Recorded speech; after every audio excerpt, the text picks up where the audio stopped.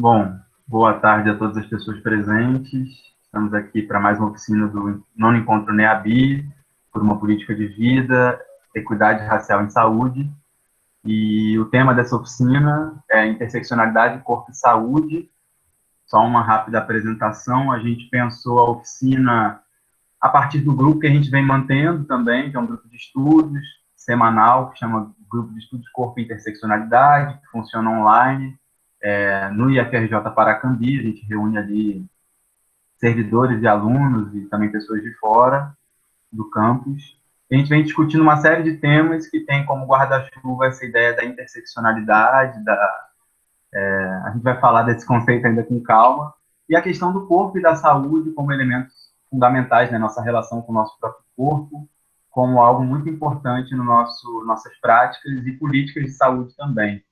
E a gente está vivendo um tempo de escola digital, né? O IFRJ vem nesse regime, né, de convívio à distância, remoto, e isso vem trazendo também consequências para a nossa saúde global, e o corpo é um dos elementos importantes nisso. Então, também pensar o quanto que a gente, como que a gente vem lidando com o nosso próprio corpo, com o corpo uns dos outros, também nesse momento do distanciamento, em função da pandemia de Covid. Beleza. Aí a Paila Silva e Ana Vitória Conceição vão estar comigo, nós três. Eu sou professor de filosofia aqui do campus Paracambi, Pedro. A gente vai, então, ministrar essa oficina, conversar com vocês sobre essa temática. E, bom, nós estamos em 33. A Ana, nesse momento, vai conduzir a gente numa breve rodada de apresentações, não é isso? Oi, gente, meu nome é Ana Vitória e eu queria pedir, né, para quem se sentir confortável, para a gente fazer uma rodada de apresentações, mas pensando no outro tipo de sentido de apresentação, não formal, né, que a gente está acostumado a falar nome, que a gente estuda no IF, isso todo mundo sabe, quase todo mundo, né, mas no sentido vocês queriam, entenderam, né?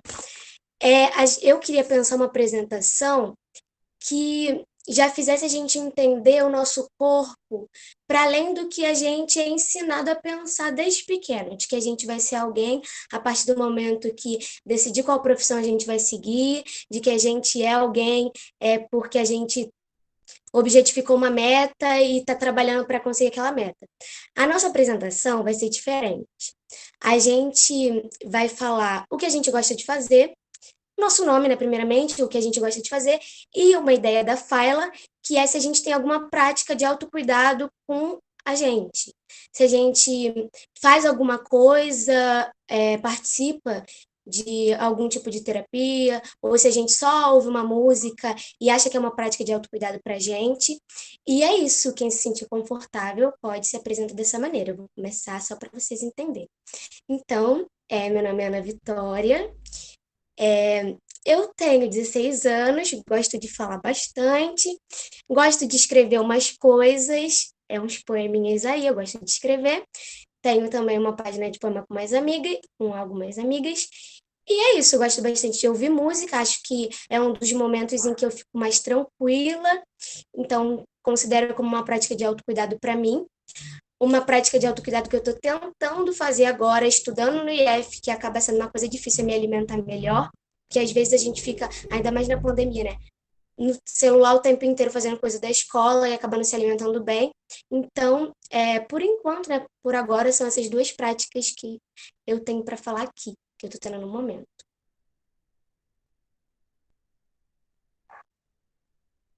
Pode falar, gente. Eu vou começar Pegando o então. gancho da Ana, para a gente andar rápido aqui, me chamo Pedro, já falei sobre IF. Eu, Calma aí, desculpa. eu acho que deu um atraso Tá de boa? Fala aí.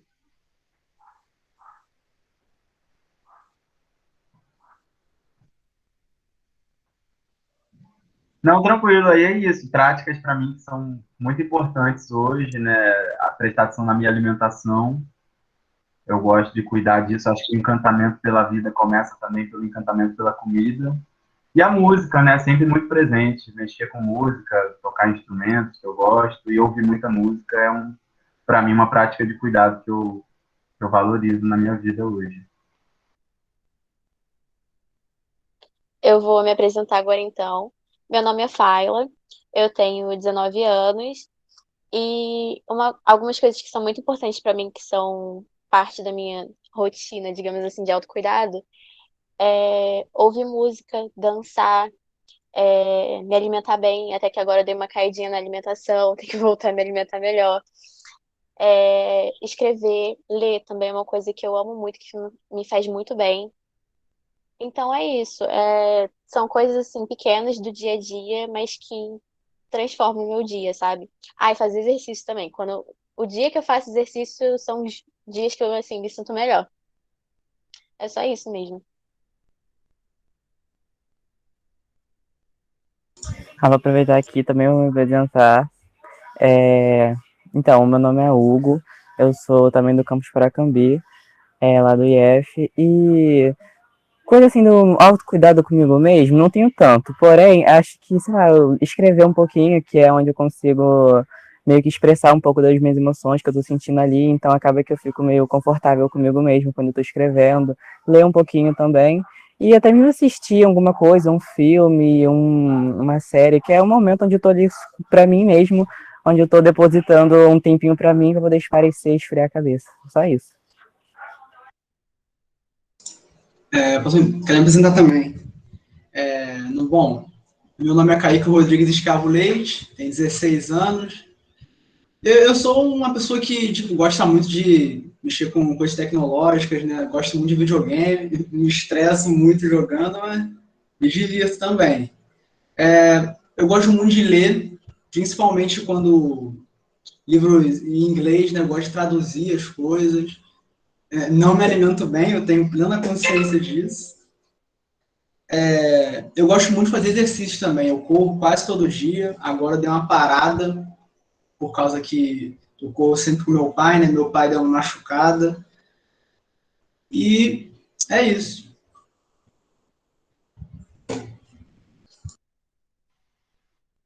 Oi, gente, boa tarde. Estão conseguindo me ouvir?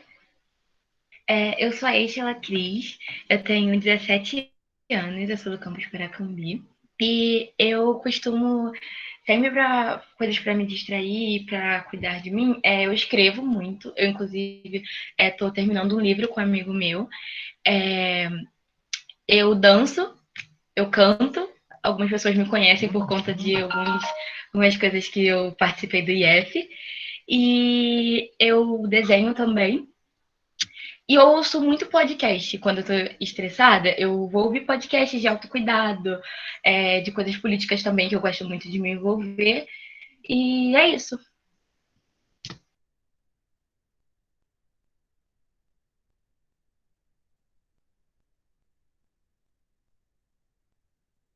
Então, vamos lá, vou seguir aqui. Eu sou Marcelo Saião, sou professor de educação física do campus Paracambi, tenho 53 anos. Vou começar, né, pelo óbvio, a exercício, tenho cuidado para exercício, mas também gosto muito de ficar ao sol. Eu estou agora numa casa, né, e não é numa casa que eu moro, no momento da pandemia, trabalhando remotamente. Estou numa casa e aqui eu procuro, né, quando dá tempo, tomar um solzinho, contemplar a montanha, que dá para ver a Serra de Teresópolis aqui, deitar na rede, que tem uma rede, tentar fazendo nada na rede também é muito bom, né? Um limite para o trabalho, então à noite, a gente passa o dia inteiro trabalhando, depois à noite parar e ver um filme, que é uma coisa que eu gosto muito de fazer, né? E ler, mas ler eu não estou conseguindo muito, mas acho que é isso.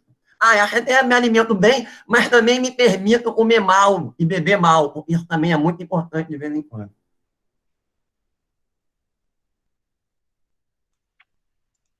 Vou seguir o fluxo aqui. Fluxo de professores. Bom, eu ouvindo assim as pessoas, né? E eu fiquei pensando, caraca, a lista de autocuidado que eu tenho e fiquei feliz comigo mesma. Bom, meu nome é Renata, eu sou professora de inglês do campus Paracambi.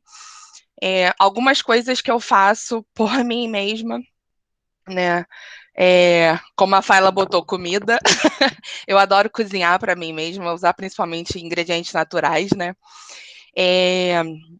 Eu faço yoga, faço pilates. Recentemente voltei para terapia, eu tava um pouco. Sabe quando você já não aguenta mais estar de saco cheio de terapia? Aí eu saí um pouco, aí agora eu tô sentindo a necessidade de voltar e tô voltando. Eu montei um jardim na minha casa, então assim, eu espalhei planta para todo lado e amo mexer na terra, e isso é muito terapêutico para mim, né? Comecei a fazer macramê no meio da pandemia. É uma coisa que eu não tenho muito tempo para fazer nesse período de aula, mas é quando eu estou nas férias, né? Eu tento fazer. Há 2 semanas eu comecei um projeto de realizar um sonho que eu tenho, que é patinar. Então eu comecei a fazer aulas, está bem iniciante ainda, mas é algo que eu estou tentando construir aí, né? E leitura, né? Leitura é uma coisa que, como o Sayão, acho que foi o Sayão que disse, né, que não está com muito tempo para fazer leituras não acadêmicas, né? Eu não estou com muito tempo para fazer leituras não acadêmicas, mas estou me forçando a, nem que seja assim, 15 minutos por dia, só para eu sentir que eu não só trabalho na vida, sabe? Então, eu não só leio para trabalho.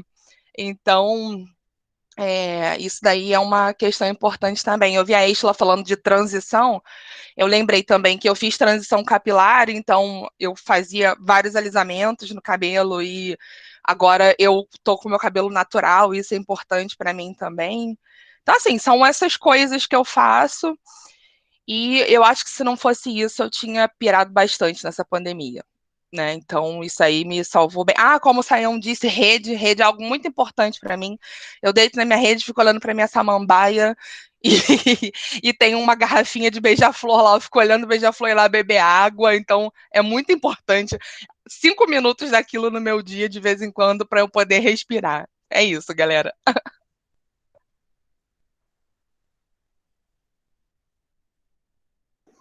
Vou seguir o fluxo aqui também. Olá, galera. Estão me ouvindo? Sim. Sim.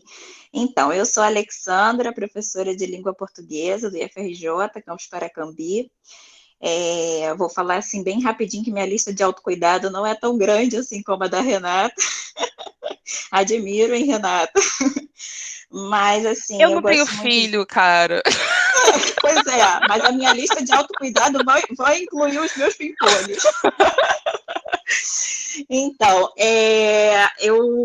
eu gosto muito de ler, mas é aquela história aí que os meus colegas já falaram, né? Então, além de toda, né, atividade, enfim, que às vezes a gente, que às vezes torna, né, um pouco mais difícil a gente conseguir esse tempinho, eu ainda tenho 2 pimpolhos, né? Eu sou mãe de 2 crianças.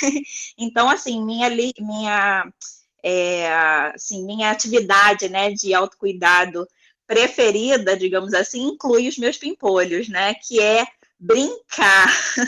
Eu acho que quando eu me permito brincar, mas brincar mesmo, correr, me sujar, né, eu gosto muito de movimento, né, então esse brincar de pique-esconde, meus filhos adoram, né, convidam muito toda hora, mamãe, vamos brincar de pique-esconde. Então, eu acho que naquele dia exaustivo, né, que eu trabalhei o dia todo, me permitir correr, sujar, né, gritar, dançar com os meus filhos é o que eu mais gosto de fazer. É isso, gente. Quem tem criança, né, acaba incluindo na sua lista de autocuidado, né, as crianças juntos. Então, assim, isso não é satisfazer apenas um desejo deles, né, é uma alegria mesmo para mim, de coração, poder correr, brincar, fazer esse tipo de coisa com eles. É isso, galera.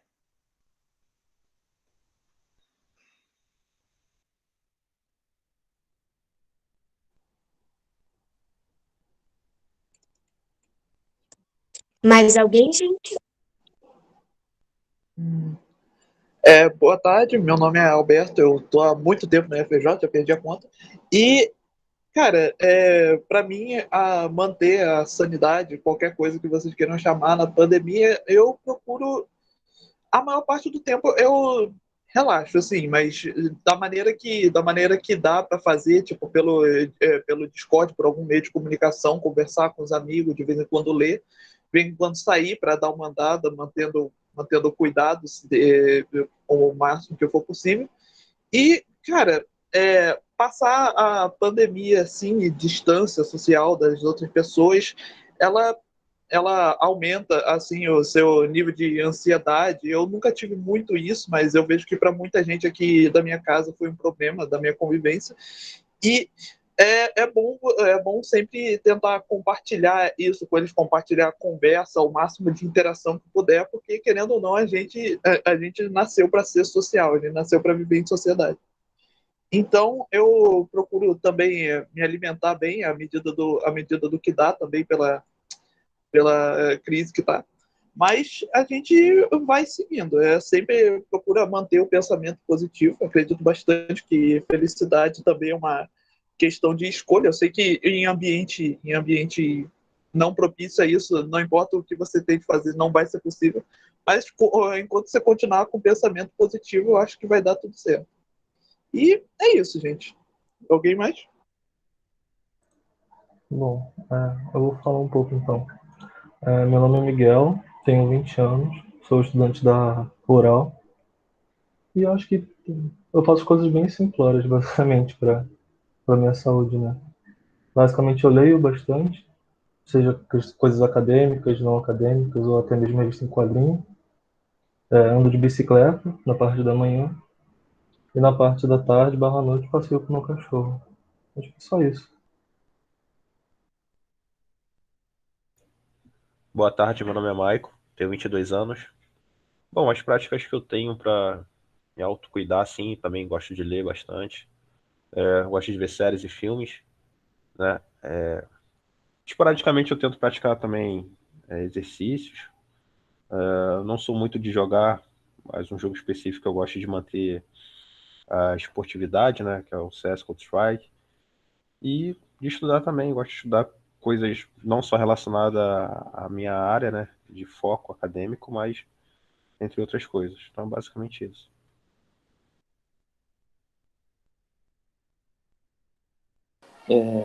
Estão me ouvindo? Estão conseguindo me ouvir? Meu nome é Eric Renato, eu tenho 17 anos e, bom, basicamente eu gosto de design, renderização 3D, essas coisas assim. Também, quando estou muito mal, assim, eu gosto de ler um mangá ou algo do gênero. Também gosto muito de jogar, essas coisas. Eu até fazia crossfit, né? Mas como veio a pandemia eu parei, que era um autocuidado que eu tinha. E eu acho que é isso, só. Não sou muito de fazer outras coisas, não.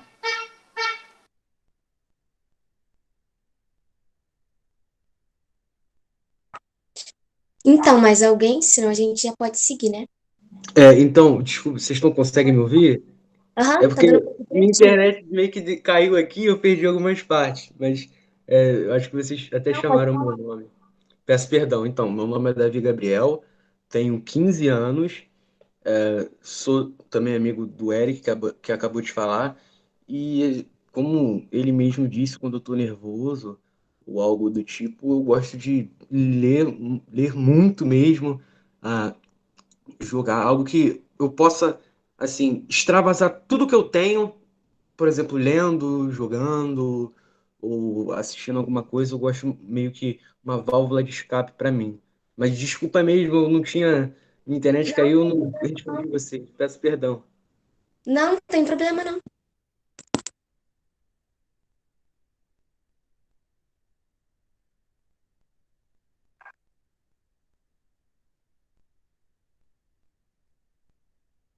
Quem quiser, gente, também durante a oficina pode colocar, se sentir à vontade, se apresentar pelo chat.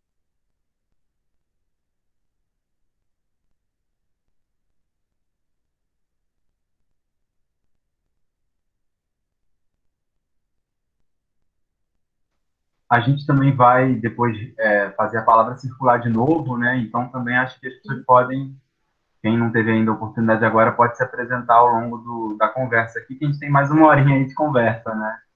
Acho que é isso, então. Tudo bem assim?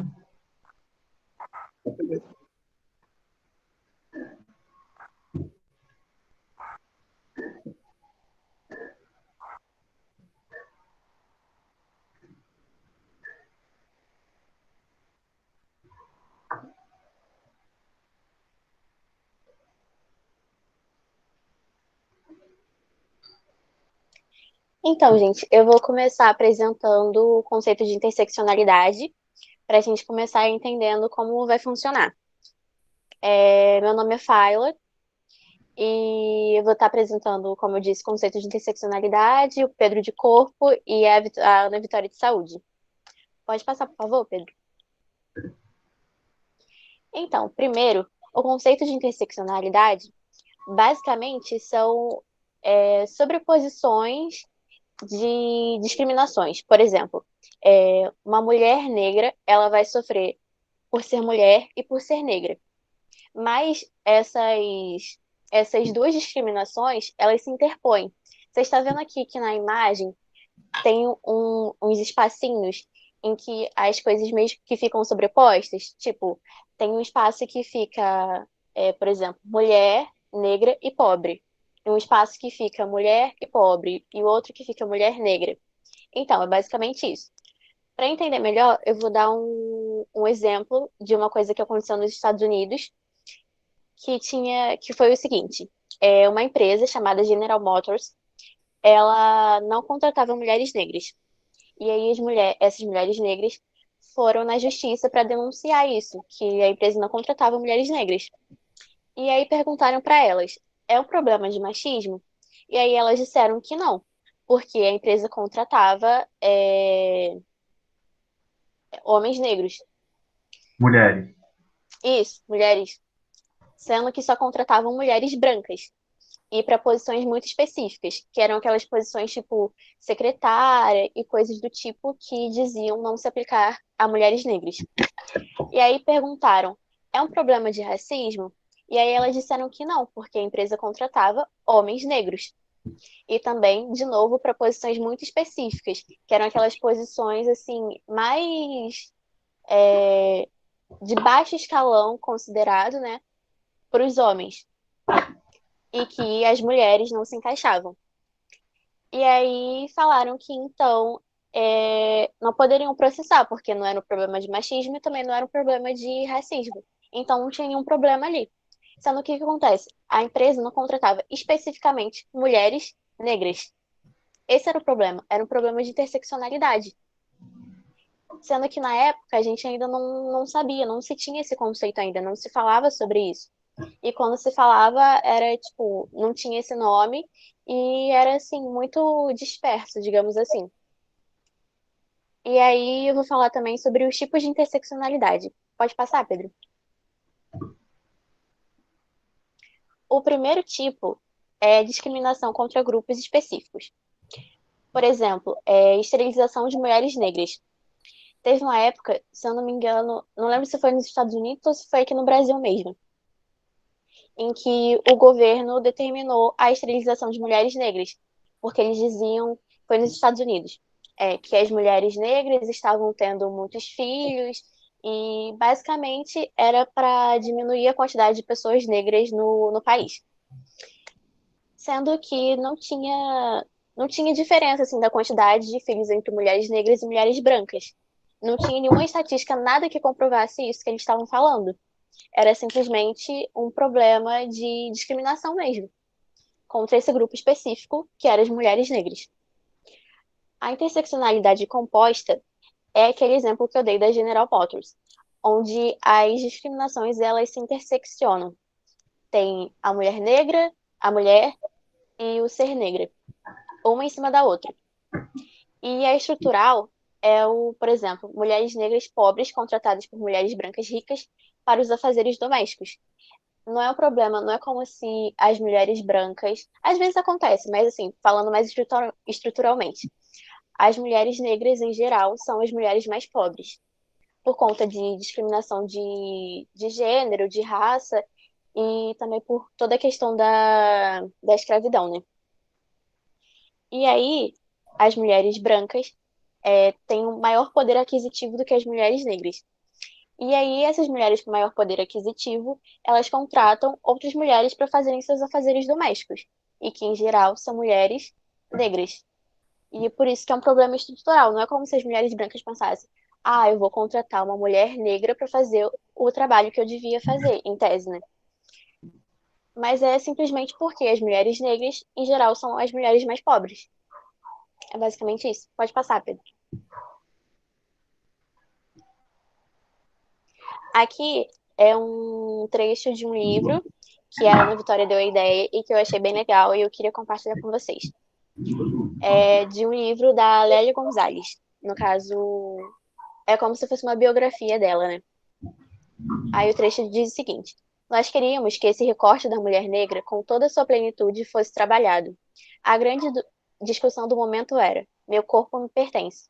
E o corpo da mulher negra da comunidade era um corpo que tinha que ir para a fila para pegar água de madrugada. Essa mulher tinha outras coisas.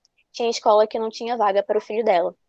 Aqui a gente entra na questão do feminismo, como em geral é um feminismo branco, que não coloca o recorte da mulher negra, ele não insere a mulher negra. Os problemas que são tratados no feminismo, em geral, são das mulheres brancas. Enquanto as mulheres brancas estão falando, não, mas o meu corpo me pertence, então você não pode me tocar, o que é uma pauta super válida, não é isso que eu estou dizendo, é que enquanto elas estão falando sobre isso, as mulheres negras em geral sequer são consideradas pessoas, sabe? Elas estão ali tendo que trabalhar, tendo que sustentar os filhos, tendo que ir pegar água, sabe? Porque não tem água encanada dentro de casa, a escola não aceita o filho dela, sabe? Então, são questões que, em geral, o feminismo não trata porque não lida com essas mulheres que são as mulheres brancas. Então, as mulheres brancas falam: mas isso é um problema de vocês, não é um problema de todas as mulheres, então a gente não vai tratar. E aí entra na questão, por exemplo, de mulheres gordas, de mulheres PCDs, de mulheres indígenas, que tem questões próprias dessas mulheres que não é tratado no feminismo em geral. Pode passar, Pedro, por favor. Aí aqui eu trouxe alguns dados sobre interseccionalidade e que eu achei bem legais tratar. Tem vários outros, mas assim, é só para exemplificar mesmo. No Brasil, uma mulher é assassinada a cada 2 horas, sendo 68% das vítimas mulheres negras. Entre 2008 e 2018, o homicídio de mulheres não negras foi reduzido em 11,7%. Já o contra mulheres negras aumentou em 12,4%. Ou seja, enquanto o assassinato de mulheres brancas no geral, né, diminuiu, o das mulheres negras aumentou, sabe? Então é só para ter uma noção de como essa questão da cor de pele influencia muito. E outra questão é sobre a legalização do aborto. Aqui eu não estou falando defendendo, tem que abortar mesmo. Eu só estou falando em questão da legalização em si, sabe? Porque o aborto, ele acontece sendo legalizado ou não. Sendo que a maioria das mulheres que morrem fazendo abortos clandestinos, desculpa, são mulheres negras. Aqui, uma mulher negra corre um risco 2,5 vezes maior de morrer por causa de um aborto. Porque, como eu disse antes, as mulheres negras têm um poder aquisitivo menor. E quando elas vão realizar um aborto, são em clínicas, assim, de fundo de quintal, basicamente, e aí não tem uma esterilização adequada, não tem um profissional adequado, e aí tem muito mais chances de morrer no processo, sabe? E aí é uma questão que basicamente ninguém liga, porque são mulheres negras morrendo, sabe? E é isso. Aí aqui tem vários outros dados que vocês podem dar uma olhada e depois, se quiser, eu passo para vocês, tá? Pode passar, Pedro, por favor. Beleza. Vocês me ouvem? Sim. Sim. Que eu não estou vendo vocês, que eu estou aqui abrindo a página, né? Então, enfim. Tá aparecendo aqui, tá de boa.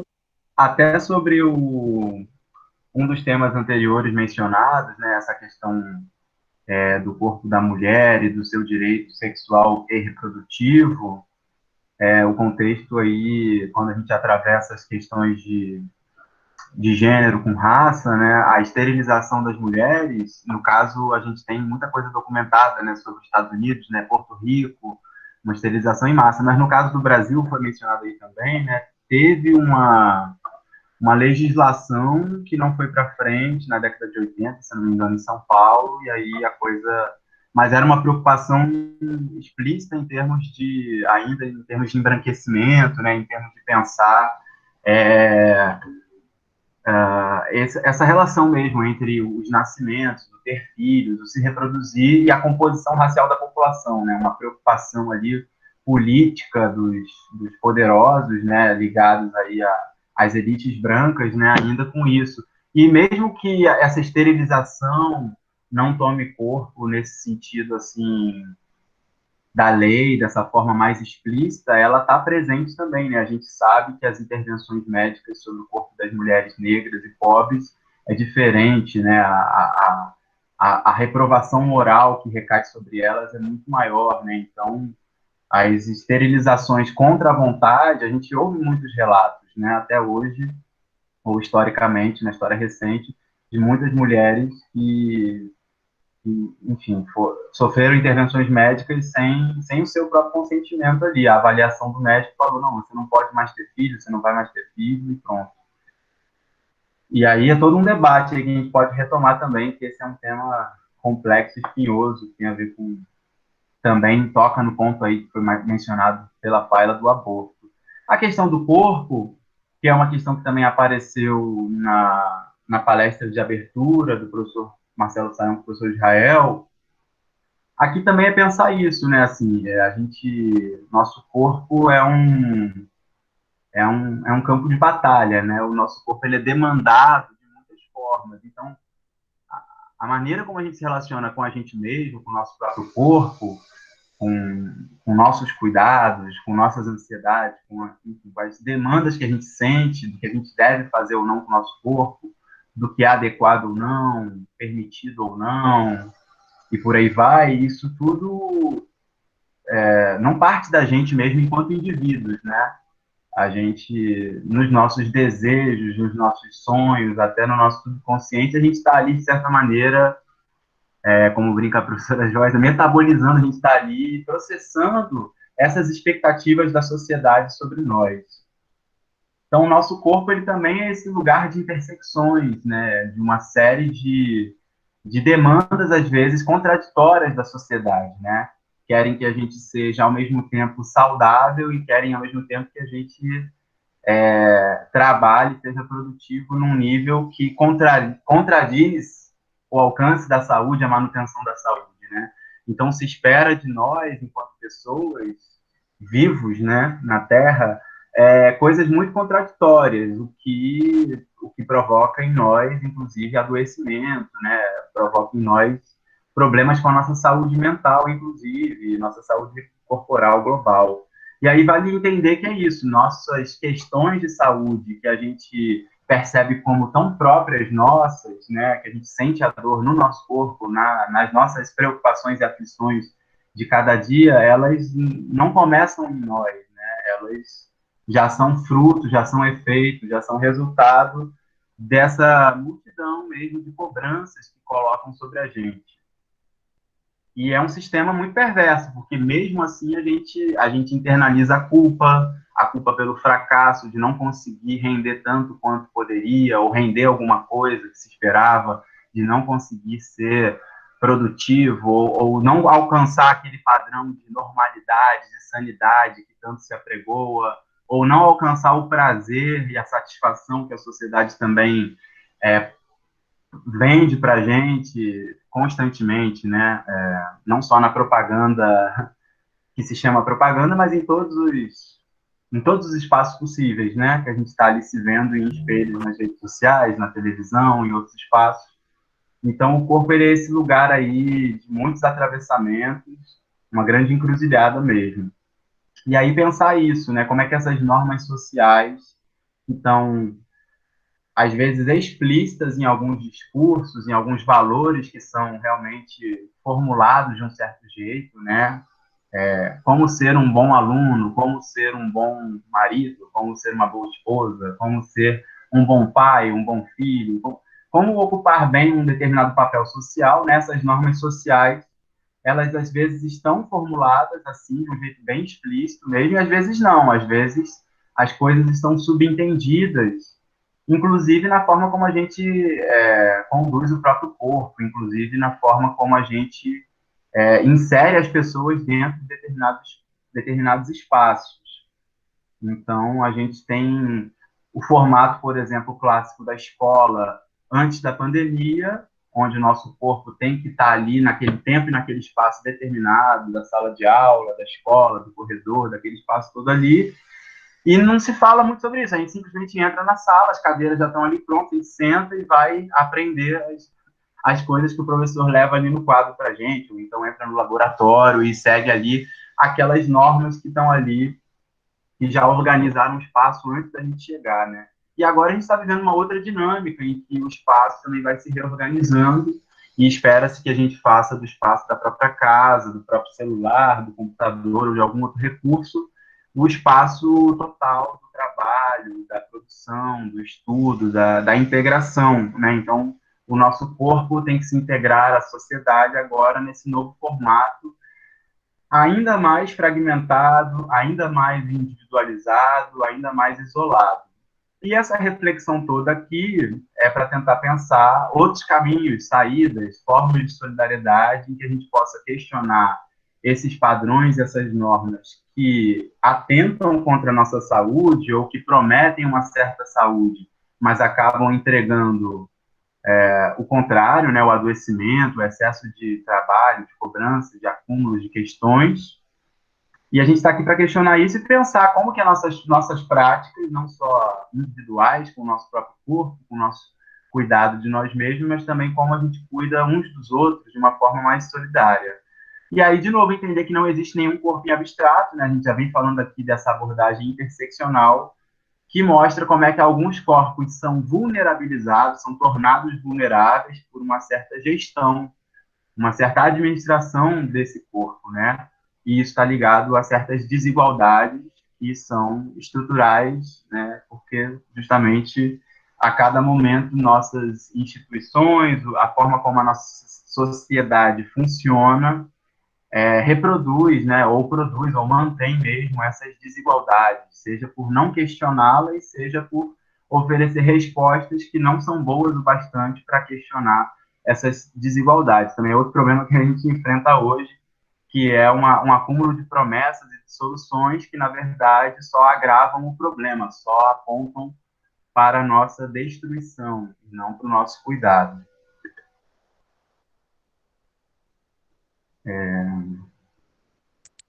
É com Ana? Sou eu. Então, gente, agora, né, depois que o Pedro falou um pouco sobre corpo e a Fala sobre interseccionalidade, eu vou falar um pouco sobre saúde, mas, primeiramente, eu queria falar que, para quem não assistiu a palestra do professor Sayão e do professor Israel, é importante que vocês assistam, porque aqui o tempo é pouco e também eu vou trazer coisas simples e não como eles fizeram, que eles passaram direitinho, fizeram até uma linha do tempo. Então, para quem quiser se aprofundar e até mesmo entender o que não consegui entender aqui, assiste a palestra deles que vai estar no canal da Coex. Enfim, eu vou começar pensando o conceito de saúde, baseado também em tudo que a gente falou hoje sobre o evento, trazendo o conceito, né, que foi da 8ª conferência, se eu não me engano, de saúde, que vai pensar a saúde para além da prática de exercício físico, que é o que o evento inteiro hoje, é a tecla, né, que o evento inteiro bateu, para a gente repensar sobre o que a gente acha de saúde, e acho que é muito importante também sobre o que ensinam para a gente, porque muitas vezes a gente tem contato só com o que ensinam para a gente, então uma pessoa chegou e falou para você uma coisa, e você vai tomar aquilo para a sua vida até você crescer. Só que aí a importância também do evento, né, é para a gente repensar o que ensinaram para a gente. Então, o conceito de saúde, que vai estar escrito aqui no slide, é que a saúde ela vai ser resultante das condições de alimentação, habitação, educação, renda, meio ambiente, trabalho, transporte, emprego, lazer, liberdade, acesso e posse da terra e acesso a serviços de saúde. Só quando você lê isso, eu acho que fica na nossa cabeça um pouco, pelo menos eu lendo, que eu fico tipo, só eu lendo eu já questiono, cara, será que todo mundo tem isso? Será que todo mundo está tendo acesso à liberdade, acesso à posse de terra? E aí a gente entra muito no contexto do que já foi falado aqui. Como que no Brasil, que é um país que é vivido sobre desigualdade social, como esse conceito de saúde, pensado em torno dessas resultantes, todos esses outros determinantes que são importantes para a gente pensar saúde, vai chegar para todo mundo. Será que chega para todo mundo através do olhar da interseccionalidade que a Fábio trouxe? Ou até mesmo do corpo que o Pedro falou? Porque, assim, juntando as três ideias, o corpo de pessoas pretas, pardas e indígenas, muitas das vezes não é considerado como um corpo. A gente vai ter na estrutura pensamentos para fazer a gente validar e desvalidar corpos. Então, como que esse conceito de saúde vai chegar para esses corpos que muitas vezes não são considerados nem como corpos importantes? Então, é um ponto para a gente começar pensando também para provocar vocês.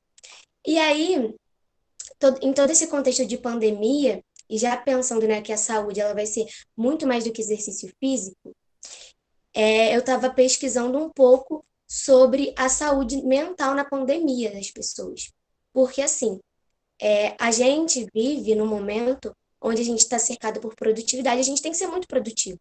E a pandemia é um momento onde a gente tem muita incerteza e percas e falta de encontros. E aí é aquela coisa que o Emicida traz, né? Que é no encontro que a nossa existência faz sentido. Então, se é no encontro que a nossa existência faz sentido, e se na pandemia a gente não tem, a gente tem pouco ou quase não tem encontros com outras pessoas para além do celular, para além desse meio tecnológico, como a gente vai continuar, né, entendendo a nossa existência e não sendo afetado por isso, por todo esse momento que está passando?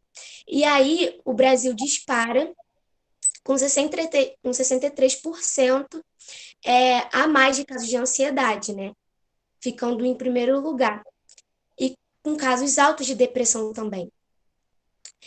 E como que nesse cenário todo a gente vai pensar, a gente vai continuar achando que os determinantes da saúde, o racismo, a interseccionalidade, essa ideia de corpos que valem mais e corpos que valem menos, não afeta a saúde das pessoas, que a saúde para todo mundo é igual, que todo mundo tem acesso e que tudo chega para todo mundo. Porque a gente vê, até mesmo nas pesquisas, que as pessoas que estão sendo mais afetadas são pessoas que estão desempregadas nesse momento, que não têm condição de se manter dentro de casa, e a gente agrava isso, né, com o descaso do governo em relação a essas pessoas. Então, são pessoas que estão cercadas por todo um cenário de vulnerabilidade, onde essas resultantes de saúde não vão chegar para elas de maneira nenhuma. E aí eu vi um exemplo no Twitter, que eu acho que vai ter uma ideia mesmo do que eu estou falando, ainda mais nesse contexto de pandemia. E no Twitter eu vi uma publicação de uma moça que ela questionou que em uma ponta a gente tem mulheres que trabalham das 7 às 8 da noite, mulheres negras em sua maioria, pessoas que pegam trem lotado todos os dias, o BRT que mesmo no contexto de pandemia tem greve e aí fica parado e aí lota mais. Então essas mulheres elas vão trabalhar das 7 da manhã, saindo de casa antes, né, e chegar em casa por volta das 8 da noite. E sem a liberação do patrão, como essas mulheres vão ter acesso, aqui a gente vou falar agora, né, de saúde em questão de exames, né, de ver como está o nosso corpo físico, como essas mulheres que não têm a liberação do patrão e que trabalham essas tantas horas por dia vão ter acesso ao tipo de saúde, passando 10 anos sem fazer um tipo de exame e aos 40 anos descobrindo que tem um câncer no colo do útero. Ou então, como essas pessoas que agora no momento da pandemia, né, precisam estar ali, essas mulheres que trabalham em casa, essas donas de casa, precisam estar ali, correndo o dia inteiro, elas não ficam ansiosas, ainda mais nesse momento de pandemia. E isso é para todos os contextos. Então, numa ponta a gente tem essas mulheres, mas na outra ponta a gente tem mulheres que estão sentadas na casa dela e pensam que precisam fazer um exame de rotina. Na família inteira, a família precisa ser verificada e precisam fazer um exame de rotina. E elas vão lá e fazem. E aí, eu trouxe esse exemplo e até posso trazer um exemplo meu, que é quando eu vou numa nutricionista e ela fala para eu voltar lá, mas eu preciso esperar sair o resultado do exame público, né? E aí eu tenho amigas que fazem o exame particular, tem essa condição de fazer o exame particular e voltam rapidamente lá, então tem esse acompanhamento mais acompanhado possível. Então aí ela quis dizer no tweet dela, ela até escreveu essa frase que me chamou muita atenção, que é pensar a saúde como um bem de consumo e não como um direito humano. E aí, onde que fica o direito da maioria da população, que em sua maioria é a parte trabalhadora, é a parte que está sendo afetada e vulnerabilizada. E eu vi essa frase e me lembrou muito sobre as questões das 2 crianças Yanomami que foram encontradas mortas, de 1 e 5 anos, nesse ano, durante a pandemia, durante a invasão, né, de garimpeiros nas terras indígenas. E a entrevista que algumas pessoas da liderança deram trouxe pontos muito importantes que estão acontecendo na prática e que exemplificam e explicam a questão dos determinantes sociais, que eu vou ler aqui. Primeiro, eu acho que assim, essa questão de não pensar a saúde como um direito humano, tá abrindo aqui, tem a fala de um dos pais dos meninos, que é o Fernando, né? Ele é pai do menino de 5 anos, que foi encontrado morto. E aí, não tá abrindo aqui? Eu vou ler por aqui mesmo. E aí, a fala dele foi a seguinte: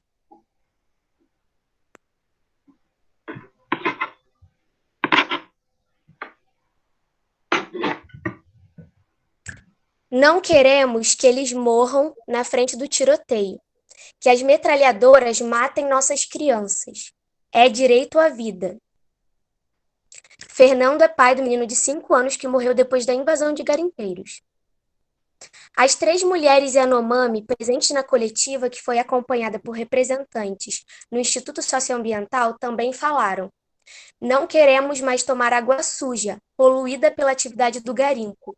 Eu estou muito revoltada, muito brava. Essa é a minha mensagem, disse Célia Yanomami, em sua língua nativa.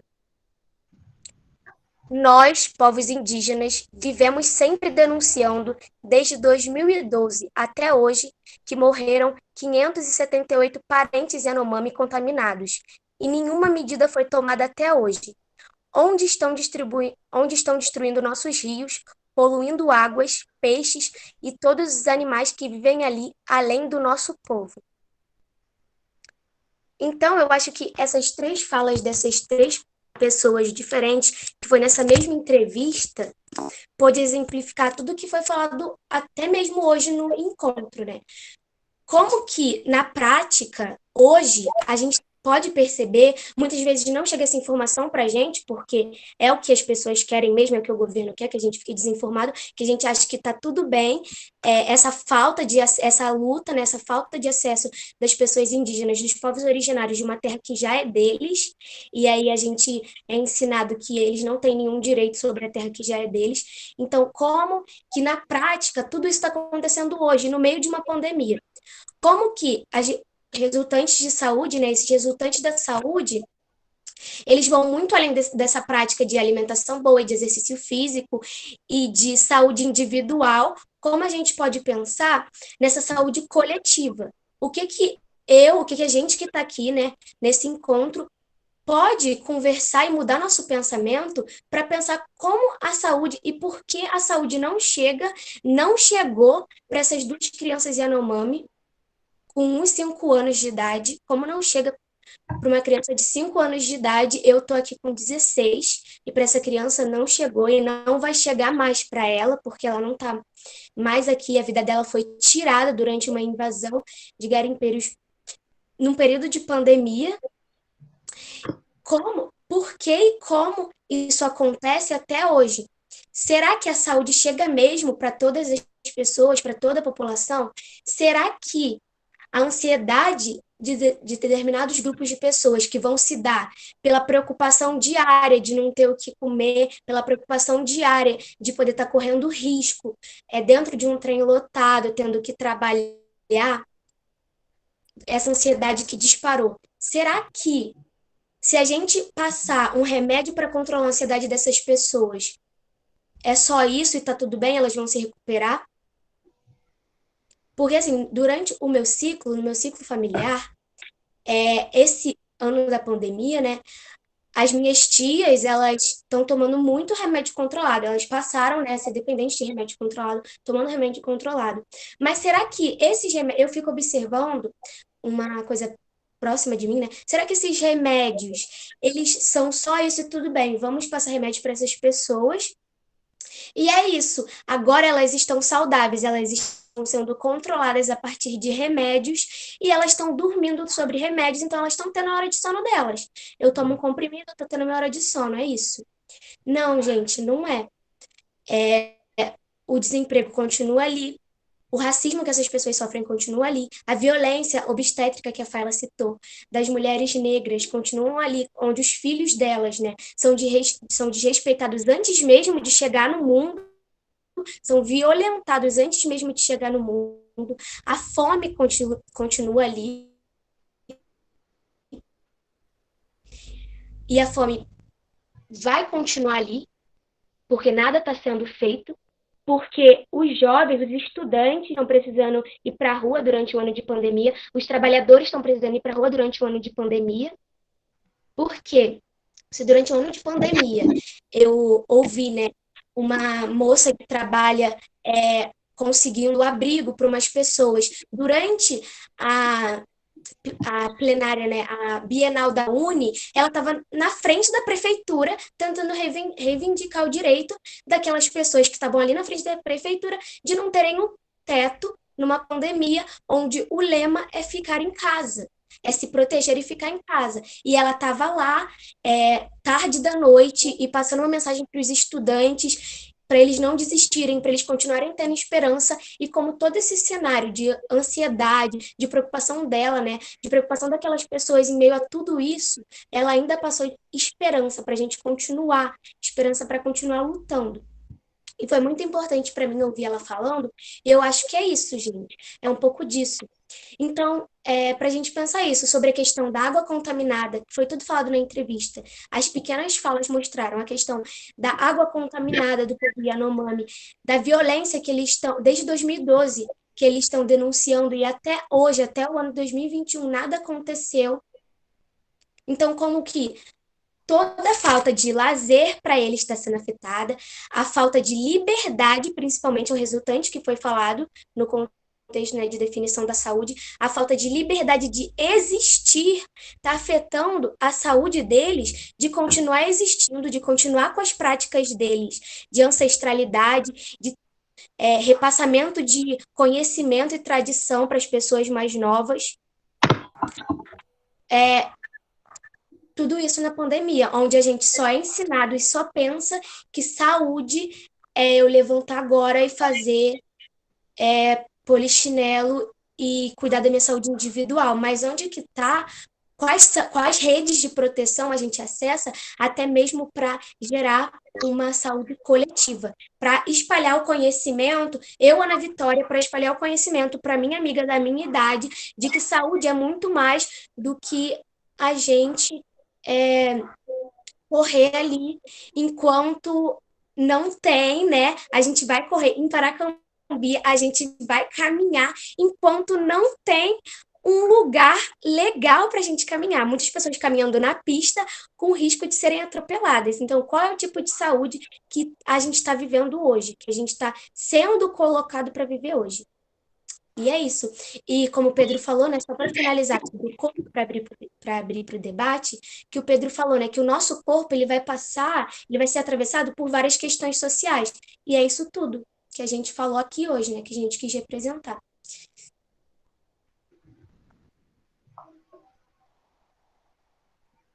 Maravilha. Aí o nosso contato. Vou sair aqui da apresentação, a gente deixa o contato ali depois, qualquer coisa. Todo mundo é da casa IF.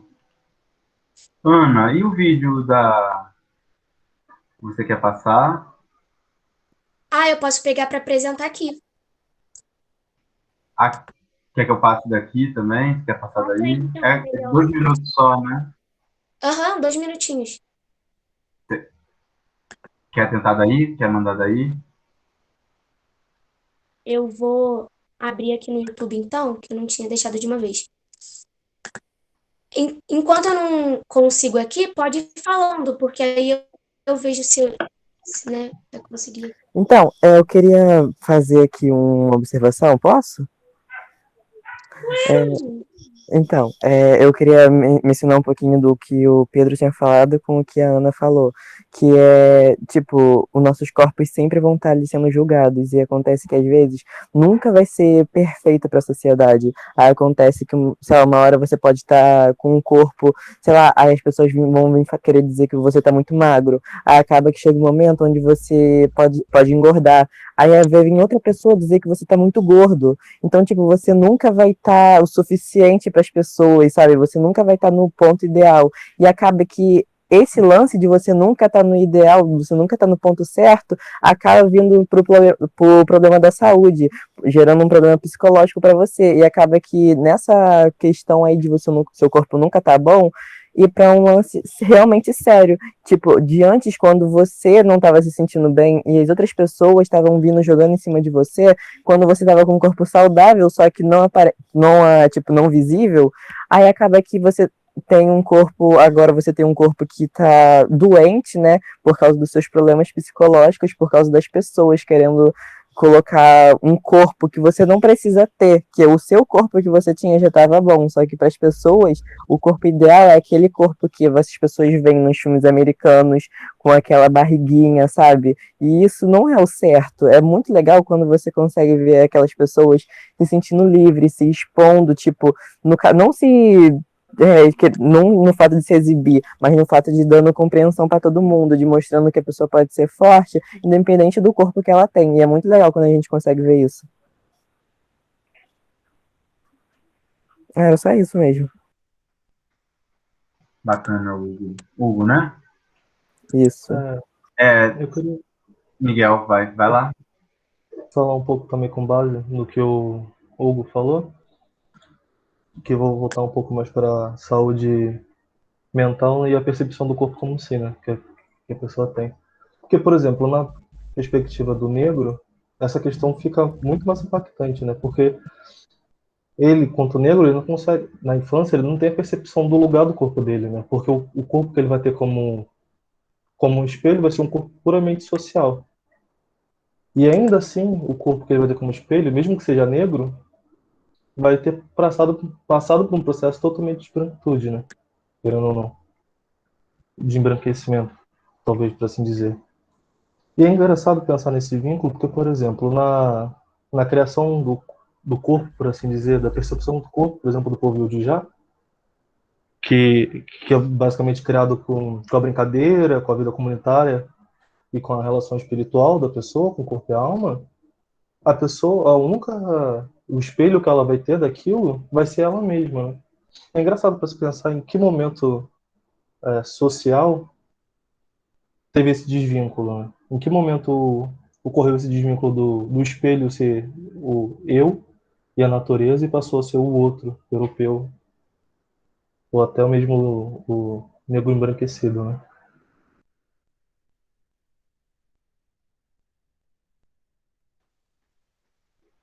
Sem dúvida, né, essas questões que têm a ver com identidade também, com a construção das nossas identidades, são fundamentais para a nossa saúde, né? Porque se a gente não, enfim, não chega a um acordo com nós mesmos, né, com a nossa própria identidade, se a gente quer mudar de alguma forma a nossa identidade por causa das normas, dos padrões impostos, né, que não permitem a gente ser quem a gente desenvolve ou pode vir a desenvolver sérios problemas de saúde, né? Enfim.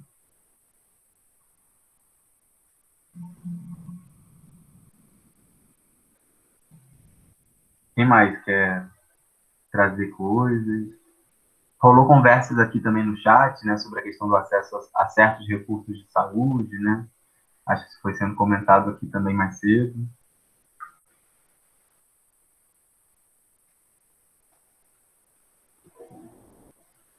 A questão mesmo da interseccionalidade, aquele exemplo lá da General Motors, né, foi na década de 70, mas aquilo é só um dos exemplos, né? Também mostra assim como é que é a nossa forma de pensar, diagnosticar, encarar certos problemas também acaba, às vezes, impedindo a gente de chegar a um bom diagnóstico, a uma solução, né? O caso que a Fayla trouxe no começo, né? O exemplo lá do processo que a General Motors sofreu na justiça, e aí teve todo um andamento difícil num primeiro momento, porque a pauta daqueles sujeitos específicos, um grupo de mulheres negras que não conseguia acessar aquele direito, o direito de ser empregada naquela empresa, de ser contratada por aquela empresa, aquilo ali, sob o olhar puramente do sujeito do feminismo, das mulheres, numa universalidade, né, não dava conta da experiência das mulheres negras, né? E também do ponto de vista até da luta antirracista, né, dos negros, também não dava conta da experiência das mulheres, né? Então, as nossas identidades também, elas são pontos de intersecções. Nós não temos apenas uma identidade, a gente acumula uma série de posições na sociedade, né? O lugar de fala, o lugar de escuta, o nosso lugar de poder ou de privação em relação ao poder, ele é também essa combinação aí que Fayla também mostrou mais cedo ali das intersecções, né? E por isso que às vezes é difícil perceber e levar em consideração, entender certas políticas, que as políticas também de saúde ou de educação que a gente tem, elas já levam em consideração uma série de interseccionalidades, né? Mais cedo perguntaram sobre cota racial, por exemplo, né? A cota racial já é na verdade, é uma cota social, racial, com recorte da escola pública, e etc, etc, né? Então, a gente tem que pensar também como que vários fatores estão sendo, às vezes, pensados para uma política ser bem sucedida, né? E para uma política não alcançar o público que ela pretende alcançar, muitas vezes que ela é pensada de cima para baixo, né? A partir de um sujeito abstrato, que na verdade é muitas vezes lá a mesma pessoa de sempre, o homem branco, engravatado, que tem o poder da caneta, que com a assinatura ali vai legislar sobre os outros, como deve ser a sociedade, como deve ser a vida, né? E aí deixa de considerar tantas coisas, né, que foram trazidas aqui hoje, já durante esse evento, e agora também na fala da Fayla da Ana Vitória. Então, falando de novo um pouquinho da saúde, também vale a gente, tipo, falar também sobre, sei lá, vamos supor, postos de saúde, essas coisas que tem, né, cidades como normal, você não consegue ver, tipo, outros auxílios, tipo, sei lá, uma psicóloga ou qualquer coisa do tipo, para poder tratar um problema psicológico. Por causa que até hoje, atualmente, os problemas psicológicos, tipo depressão, ansiedade, são tratados como tabu. Sabe, eu tenho um amigo que, tipo, ele sofre muito de depressão. Ele já teve, tipo, já quase cometeu suicídio e várias coisas. E os pais dele, tipo, não acreditam nisso. Eles levam isso como um tabu, como se não fosse nada demais. Só porque davam as coisas pra ele, tipo, ele tinha uma renda mais ou menos boa e tudo mais. Aí parece que por dar tudo que, no caso, que eles achavam que ele precisava, isso seria algo, tipo, banal, sem ter preocupação nenhuma. Aí acaba que, atualmente, os problemas psicológicos ainda são muito um tabu.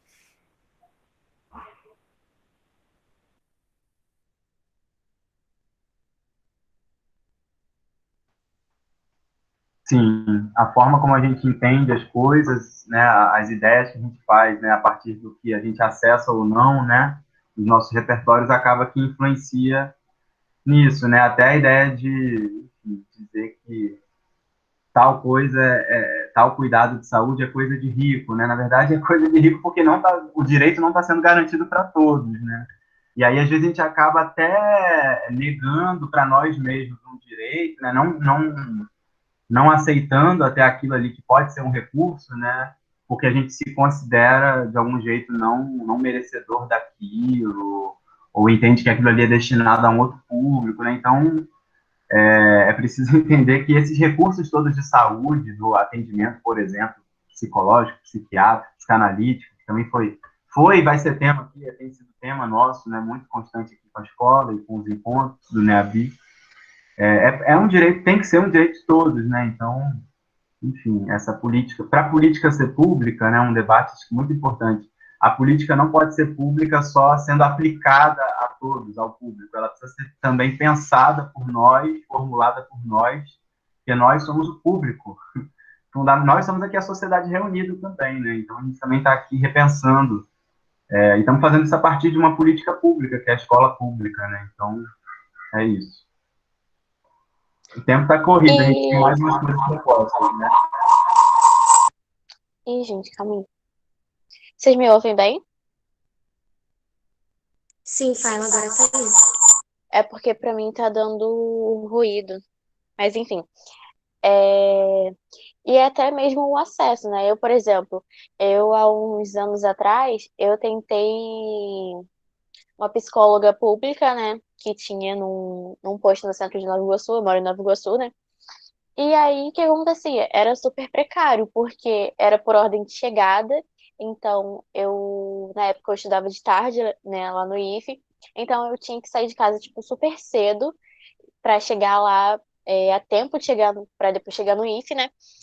E, assim, não tinha um horário estipulado. Era, tipo, assim, quanto tempo a pessoa quisesse falar e tinha que ser, tipo, o mais rápido possível. Então, eu só chegava lá na sala, ela perguntava, tipo, tá tudo bem? Eu ficava, tipo, naquela coisa, não posso demorar, porque tem outras pessoas esperando também, e eu tenho horário, e eu já tô atrasada. Então, eu falava, tipo, tá tudo bem. Na escola foi assim, assim, assado, e ficava, tipo, na sala dela uns 10 minutos. Eu ficava, tipo, horas esperando pra falar com ela 10 minutos e não surtia efeito em nada, sabe? Porque não falava realmente o que estava acontecendo. Então, assim, até mesmo o acesso é super precário, porque não tem uma coisa mais bem feitinha, sabe? Então é super complicado. Porque até mesmo quando a pessoa quer ter esse acesso, quando não tem esse tipo de preconceito, né? Ela não consegue se ela não tiver dinheiro, basicamente. Ana, você conseguiu o vídeo? Consegui, eu coloquei aqui, você já podia apresentar. Eu vou apresentar Tá. aqui agora. Pode apresentar então. Depois eu vou propor pra gente fazer um exercício rapidinho, só pra dar uma acordadinha e praticar um pouquinho de saúde, né, gente? Mas é isso, pode ir lá, Ana.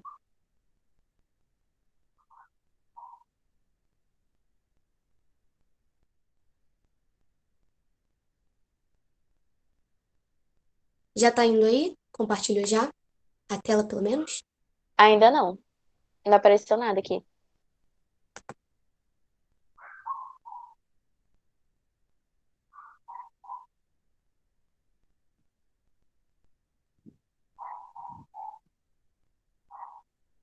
Tu quer que o Pedro compartilhe? Tinha ido, agora Tá, foi. saiu. Agora foi.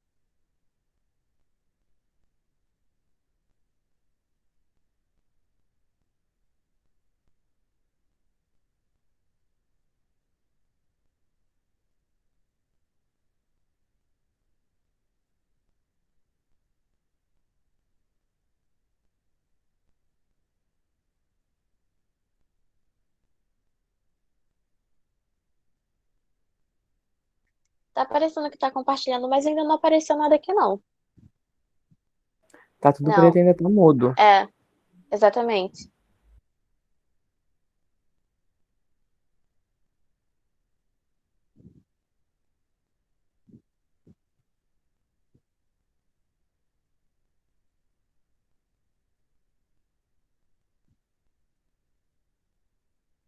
Ana, você tá ouvindo?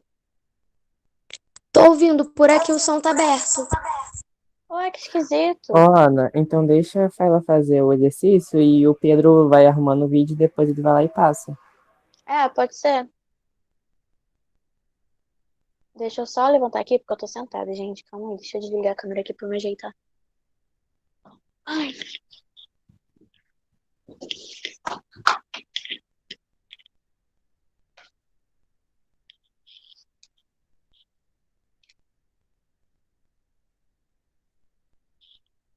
Gente, vocês estão me vendo bem?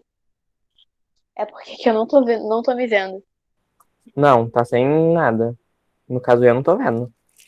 Dá pra ver se. Tô vendo. Tá, calma aí. Melhorou ou tá a mesma coisa? Ixi, agora Uai. subiu na câmera, Fala. É porque, Oi? gente, o áudio dela tá em uma e a imagem dela tá na outra. Exatamente. É porque meu computador tá meio ruim. E aí não tá dando. Eu queria que todo mundo levantasse pra É o fazer o corpo exercício junto. fragmentado, literalmente. Né? A imagem Sim. vem de um lugar, o som de outro. Vamos lá. Fragmentada. Se vocês quiserem abrir a câmera também, é uma boa, tá? Pra eu não sentir que tô passando vergonha sozinha. Pedro, você tá sentado por quê? Não tô entendendo. Gente, ainda tá sem imagem. Calma aí, deixa Não, eu. Não tô vendo essa imagem. É pra preencher agora? Exatamente. Eu vou Eita, tentar abrir aqui a imagem eu no tinha celular, então, conduzido calma aí. essa parte. Deixa eu tirar.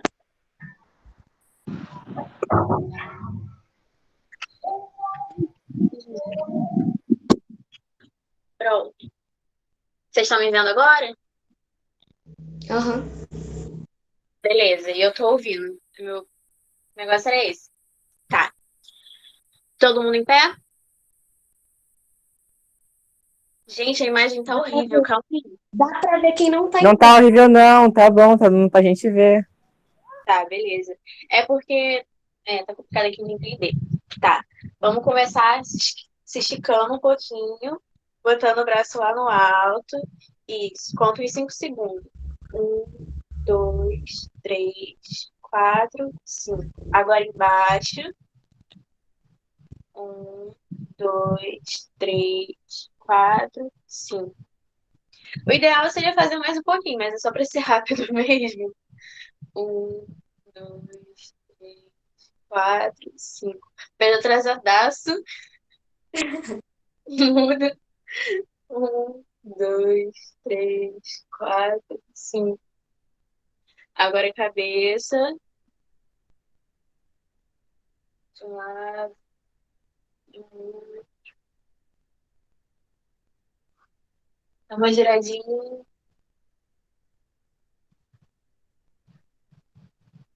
Agora pro outro lado.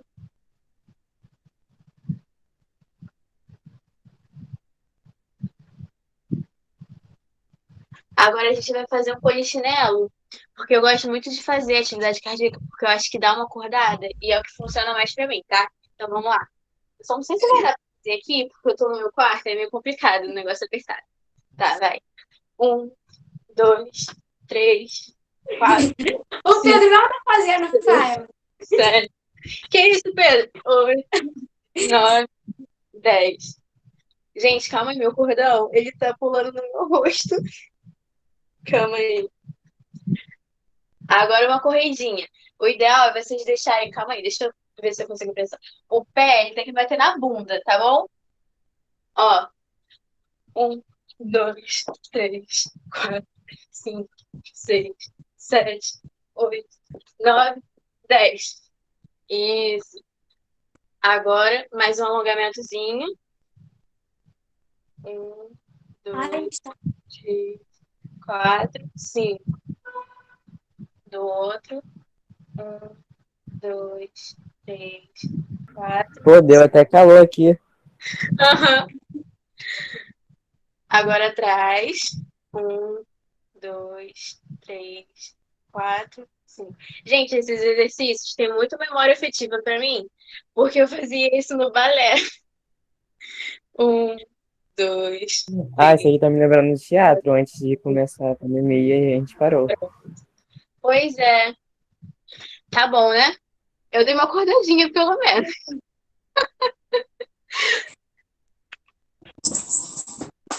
Foi nada. Tá, agora eu vou fechar aqui a câmera, porque eu vou me ajeitar. Fala, você foi definida como o terror dos sedentários. Ah, eu vi. Gente, eu sou sedentária também, eu sou meu próprio terror.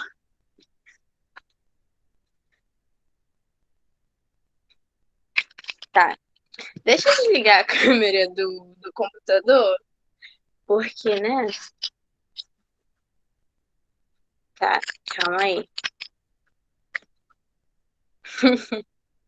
A intenção é essa mesmo, suar, gente, pra acordar. Ainda tem mais palestra hoje, tá? Quero ninguém dormindo, não.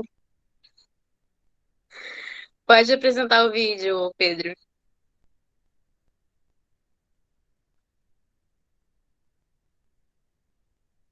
Gente, vocês me ouvem?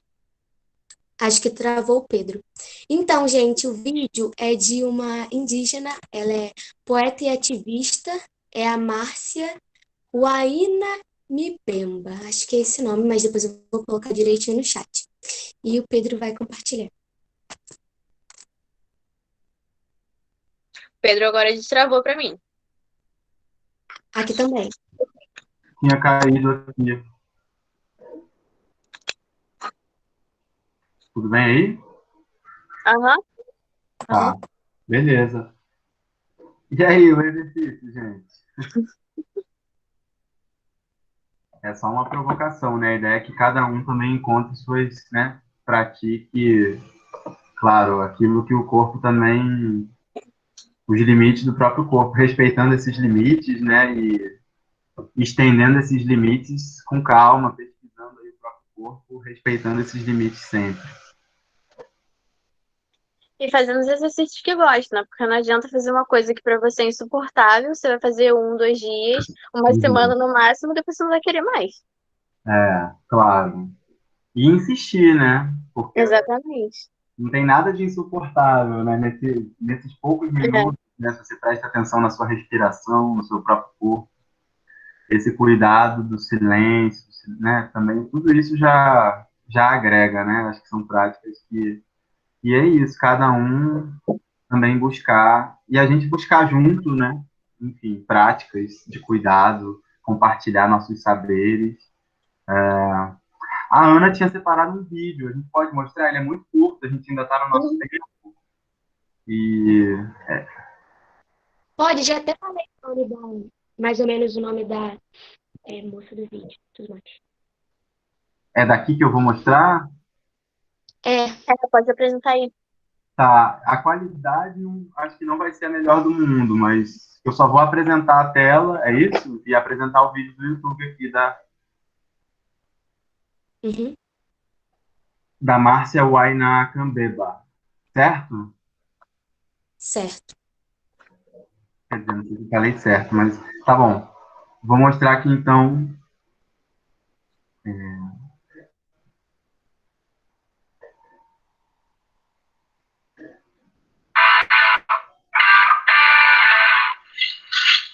Como filha de minha psique, foste mergulhada, uma gota caiu, trazendo nela de amor que é lâmpada, um belo homem.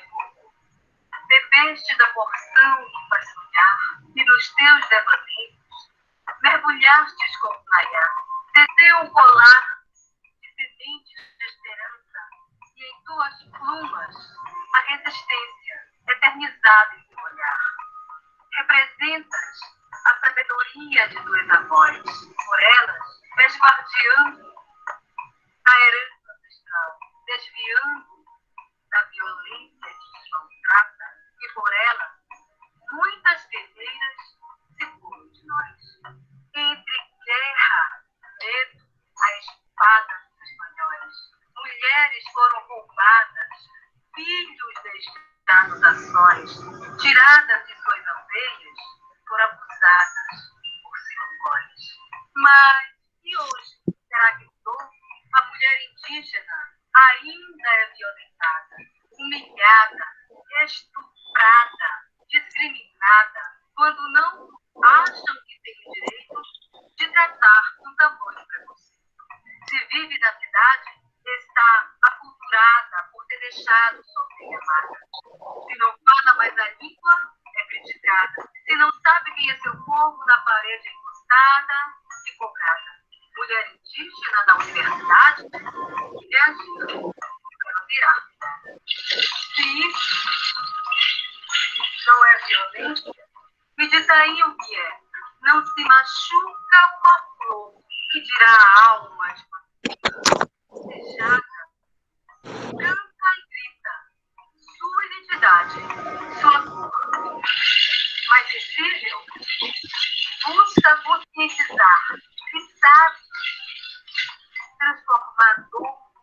em amor.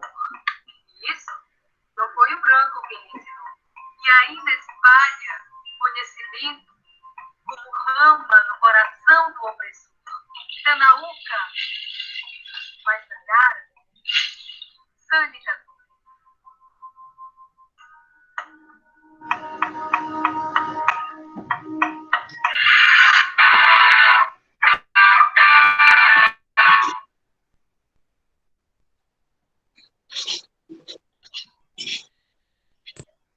É isso, gente. O vídeo fala um pouco sobre a violência da mulher que as mulheres indígenas sofrem.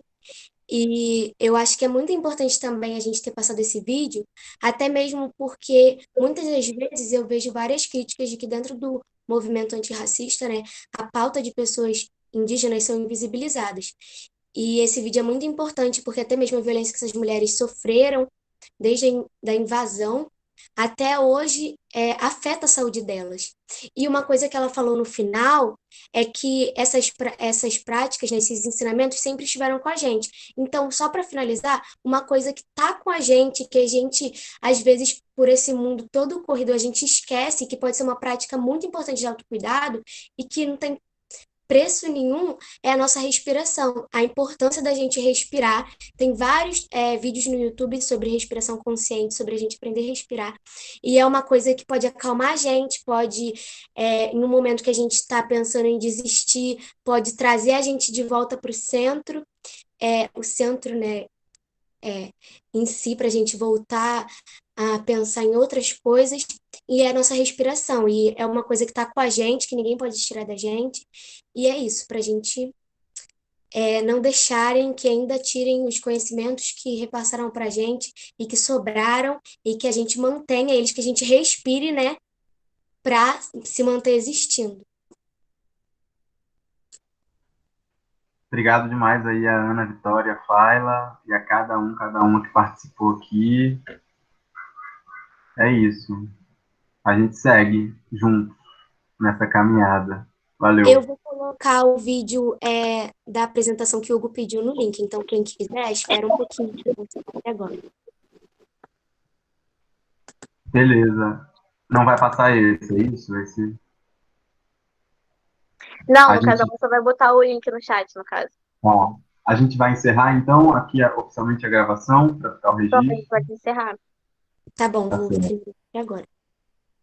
Então tá. Eu queria agradecer também todo mundo que veio, que esteve presente, que participou com a gente, que deixou o sedentarismo de lado para fazer o exercício. E é isso, gente. Só tenho a agradecer. Muito obrigada. Assistam as outras palestras que vai ter hoje, gente. Sim. Vai ter, ó, Hugo, eu, João, a Mafê, a gente fez também um poeminha para passar no final do evento. Assistam lá. Interrompendo a gravação.